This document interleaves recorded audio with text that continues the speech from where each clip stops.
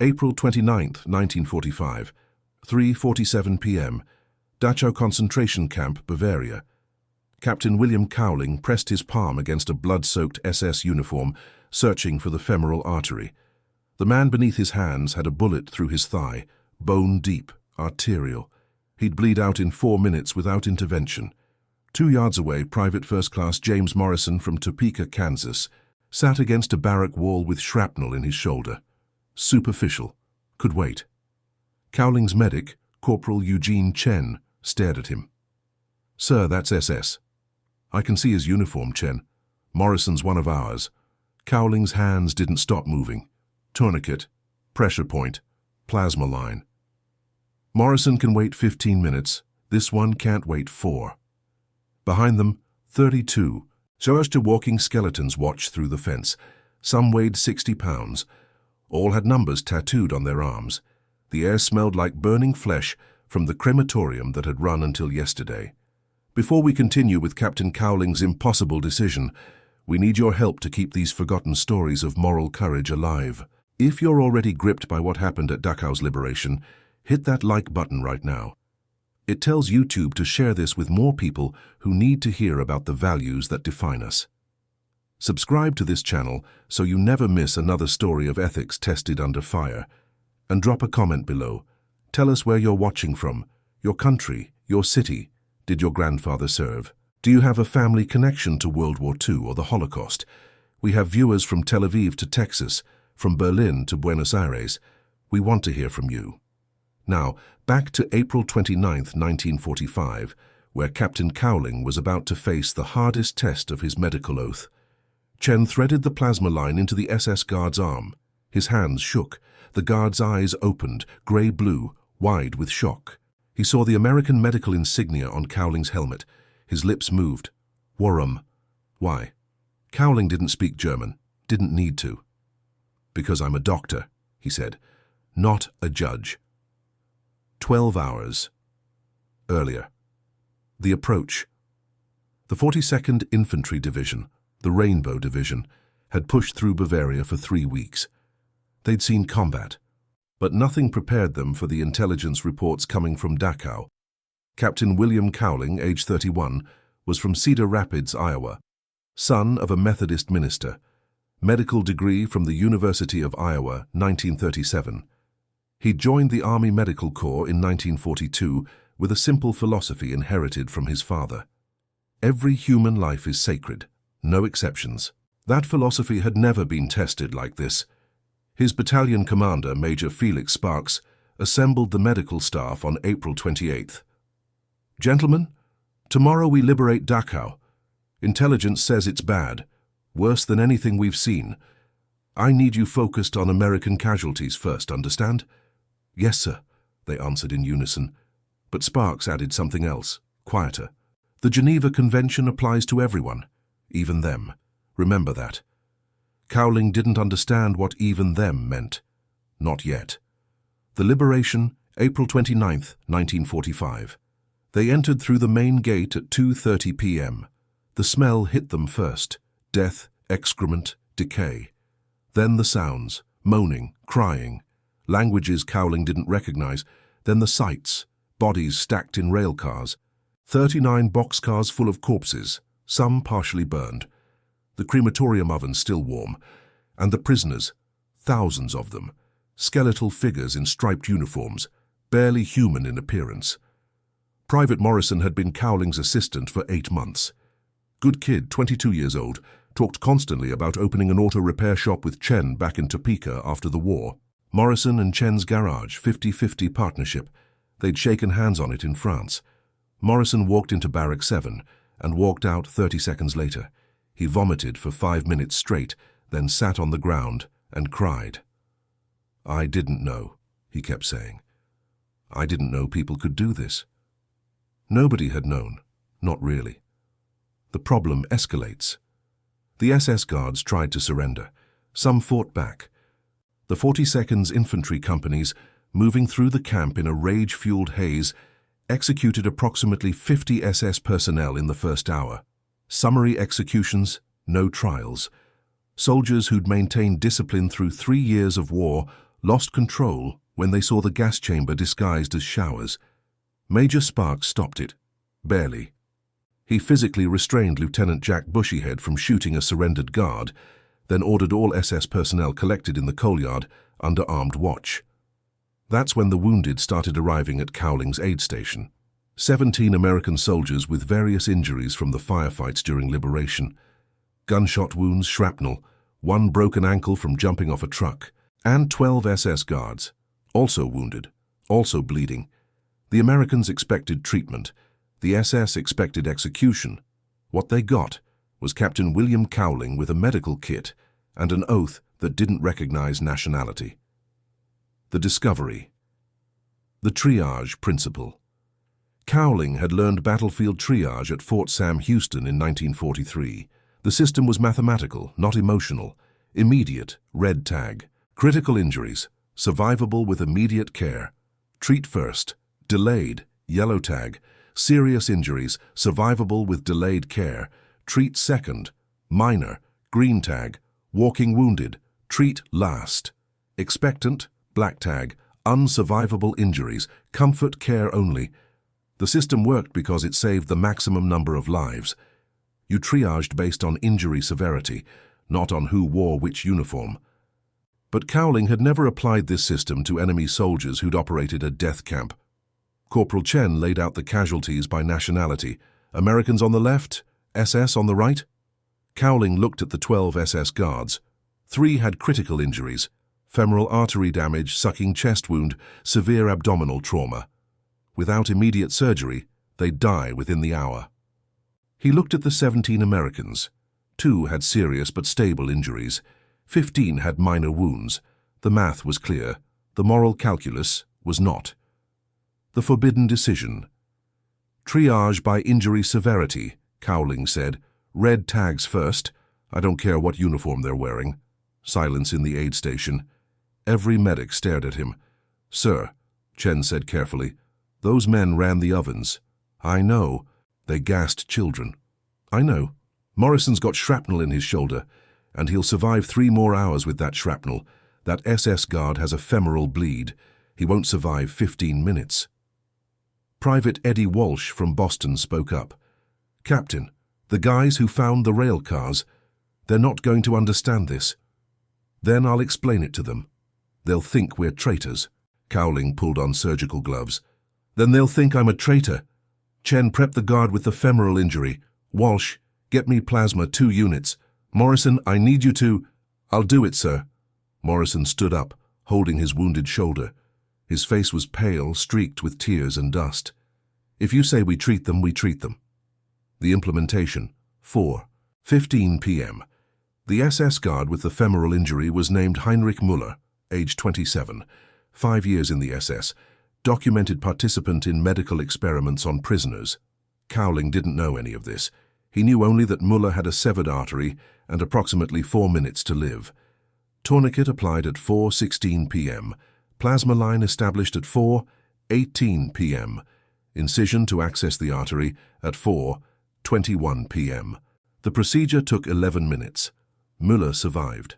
While Cowling operated, Private Morrison held the plasma bag and watched guards who'd murdered thousands receive the same care he'd receive. Chen monitored vitals. Walsh prepared the next critical case, an SS lieutenant with a collapsed lung. Outside the aid station, word spread fast. The medics are treating SS before Americans. Lieutenant Bushyhead stormed in at 4:35 p.m. Captain, what the hell are you doing? Cowling didn't look up from decompressing the SS lieutenant's chest. My job. Your job is to treat our guys. My job is to save lives based on medical priority. The Geneva Convention is clear.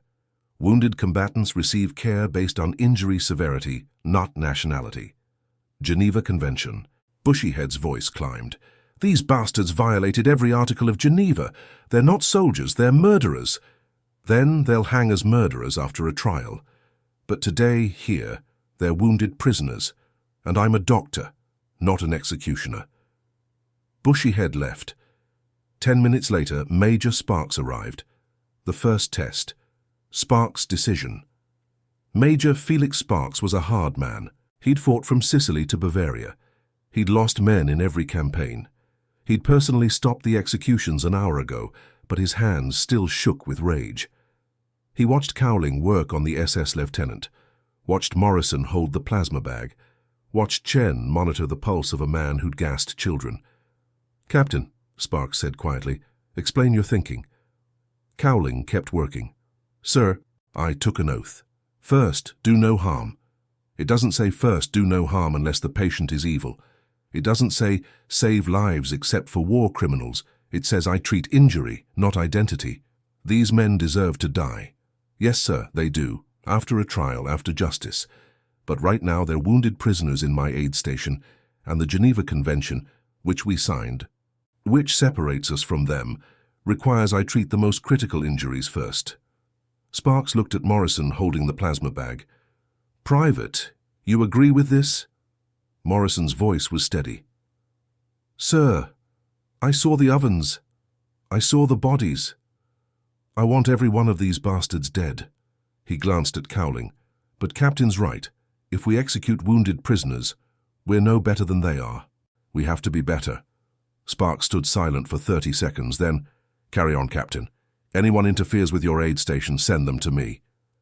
The expansion, word spreads. By 6:00 p.m., Cowling's aid station had treated 19 patients, 12 Americans, 2 critical, 10 minor, 7 SS guards, 3 critical, 4 minor. All critical cases survived the initial treatment. The news traveled through the 42nd Division like electricity. Reactions split sharply. Opposition. "We should have let them bleed out. They didn't show mercy to their victims." Support. "If we abandon Geneva, we're no different than the Nazis." Captain Bernard Bernstein, a Jewish officer from the 42nd's intelligence section, arrived at 7:30 p.m. He'd lost family in Poland, aunts, uncles, cousins, all murdered by the SS. He watched Cowling bandage an SS guard's hand. "My mother's sister died at Auschwitz," Bernstein said. "She was 31, 3 children, all under 10. Cowling didn't stop working. "I'm sorry. Men like this one killed them." "I know." "And you're saving him." "Yes." Bernstein stood silent. Then, "My mother. She'd say you're doing the right thing. She'd say that's what separates us from them." His voice broke. "But God, it's hard to watch." "Yes, sir, it is." The enemy perspective. Heinrich Müller, the SS guard Cowling saved first, regained consciousness at 8:00 p.m. He looked at his bandaged leg, then at the American medical insignia on Cowling's uniform. "Du hast mich gerettet," he whispered. "You saved me." Cowling didn't respond. He moved to the next patient. Müller started crying, not from pain, from incomprehension. An interpreter arrived, Private David Klein, whose grandparents had fled Germany in 1936. "He wants to know why you saved him," Klein said. "He says he expected execution. He says he wouldn't have saved you." Cowling finally looked at Müller. "Tell him I'm not him. Tell him that's the whole point." Klein translated. Müller cried harder. Later, after the trials, after the hangings, Müller's testimony helped convict 17 other SS personnel. He served 20 years in prison for war crimes, then died quietly in Munich in 1971. In his prison journal found after his death, he wrote, "An American doctor saved my life at Dachau. I didn't deserve it. That's what haunts me." The validation, statistics and policy. By May 1, 1945, every division liberating concentration camps received updated medical protocols. All wounded personnel, regardless of nationality or criminal status, will receive treatment based on injury severity per Geneva Convention standards. Medical officers have full authority to enforce triage principles. The 42nd Division's Medical Corps treated 89 SS guards at Dachau and subsequent camps. Of these, 34 survived to stand trial, 28 were convicted of war crimes, 14 were executed after due process, 55 others received treatment that enabled their prosecution. The alternative, executing wounded prisoners, would have violated international law and provided Nazi propagandists with ammunition. Americans massacre wounded German soldiers. Instead, The scrupulous adherence to medical ethics demonstrated moral superiority. It proved the Allies fought for principles, not vengeance. General Dwight Eisenhower visited Dachau on May 8th and personally commended Captain Cowling. "You did the harder right instead of the easier wrong. That's why we're going to win this war." The bureaucratic aftermath Cowling received no formal decoration. The army couldn't publicize treating SS guards. It would have been politically explosive in 1945 America. Soldiers were still finding mass graves, still documenting atrocities. Public opinion wanted blood, not medical ethics. His service record noted. Captain Cowling provided exemplary medical care under difficult conditions during the liberation of Dachau concentration camp. No mention of the controversy, no mention of the SS guards, no mention of the choice that defined his character. Private Morrison recovered fully from his shrapnel wound. He and Chen did open that garage in Topeka in 1946. Morrison and Chen's auto repair 50-50, just as planned. Morrison died in 2003 at age 80. His obituary mentioned he was a Dachau liberator, but nothing about holding a plasma bag for an SS guard. Corporal Chen lived to 94, died in 2017. In a 2009 oral history interview, he said, "At Dachau, I learned what it means to be American. Captain Cowling showed us. We treat everyone with dignity because we have dignity." That's the whole ballgame. The post-war, the return to normal. William Cowling returned to Cedar Rapids in November 1945. He opened a family practice on 3rd Avenue and treated patients for 43 years. He married Martha Henderson, a nurse he'd met in England in 1946. 3 children, 6 grandchildren. He attended Methodist services every Sunday, sang in the choir, coached Little League Baseball. He never spoke publicly about Dachau. When patients learned he'd been there, they asked questions. He always gave the same answer: "I did my job. Others did far braver things." In 1983, a historian researching the liberation of Dachau tracked Cowling down. Dr. Robert Abzug from the University of Texas wanted to interview him about the medical response. "Did you really treat SS guards before American wounded?" Abzug asked. "Yes." "Why?" "Because medical ethics don't have an exception clause for monsters. The moment we say this human doesn't deserve care, we become something other than healers." "But they were Nazis. They ran the death camp." Cowling leaned back in his chair. He was 69 years old, still practicing medicine.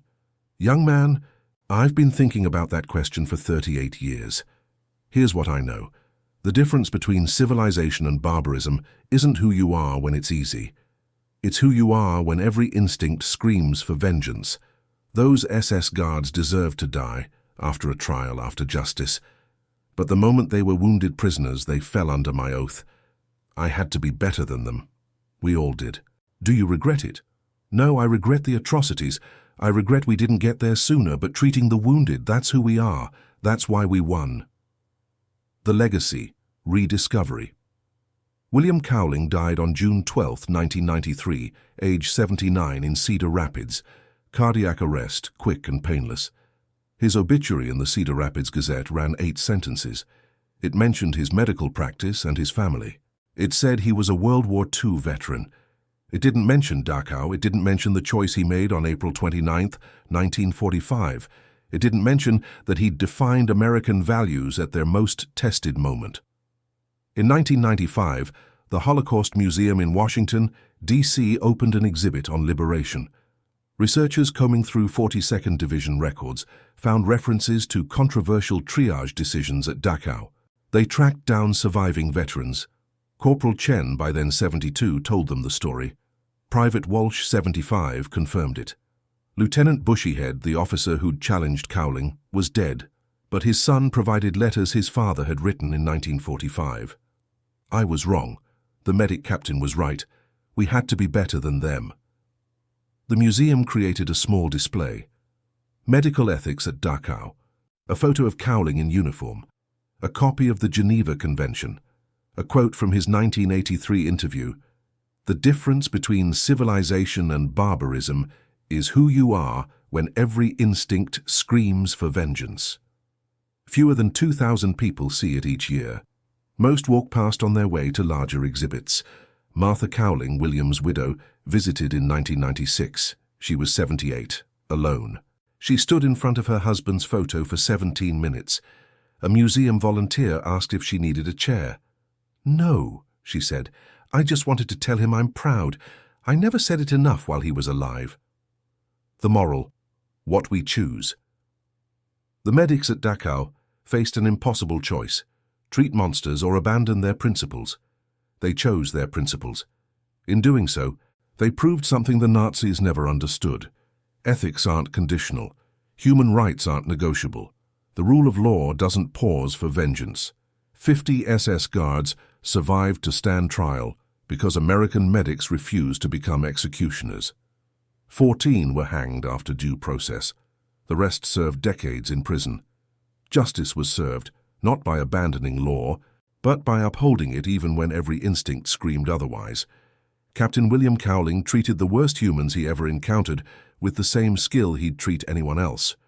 Not because they deserved it, but because he was better than they were. That's the difference. That's what it means to be civilized. That's what it means to be American. If this story moved you, if you understand why Captain Cowling's choice matters, especially today, hit that like button. Subscribe to this channel to hear more stories of moral courage under fire. And drop a comment. Where are you watching from? What do you think of Cowling's decision? Was he right to save the SS guards? We have viewers from Israel to Germany, from the United States to Poland. Everyone has an opinion on this one. We want to hear yours. These stories matter because they remind us who we are. They remind us that our values are tested not when it's easy, but when it's impossibly hard. Captain Cowling passed that test. So did Morrison, Chen, and Major Sparks. Thank you for keeping their memory alive.